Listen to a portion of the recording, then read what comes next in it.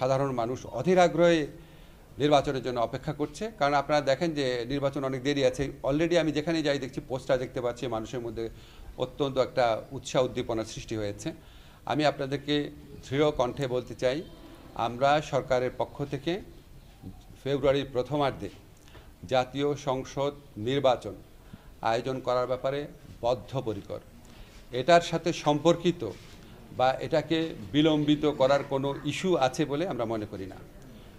আমরা মনে করি, আমরা বিশ্বাস করি অবশ্যই ফেব্রুয়ারির প্রথমার্ধে জাতীয় সংসদ নির্বাচন অনুষ্ঠিত হবে এবং এটার কোনো দ্বিতীয় চিন্তা বা না হলে কি হবে এই ধরনের কোনো চিন্তা আমরা মাথায় রাখছি না। এবং আমি পার্সোনালি বিশ্বাস করি আমাদের রাজনৈতিক দলগুলো ওনারা যে যাই বলুক না কেন, ওভারঅল ওনারা নির্বাচনী রাজনীতিতে বিশ্বাস করেন। আনন্দমুখর পরিবেশ সৃষ্টি করার জন্য আমাদের যা যা করণীয় আমরা সবই করব। আমাদের এখানে 16-17 বছর যাওয়া ইলেকশন হয় না, তো মানুষের ইলেকশনের অভ্যাসটাই বোধহয় চলে গেছে। তো আমি নিজে বিশ্বাস করি যে আমাদের অনেক অনেক মানুষ আছে যাদের 32, 33, 34 বছর হয়ে গেছে, জীবন একবার ভোট দেওয়ার সুযোগ পায় নাই। তা আপনারা চিন্তা করেন, প্রায় সম্ভবত অন্তত প্রায় 5 কোটি মানুষ কখনো ভোট দিতে পারে নাই।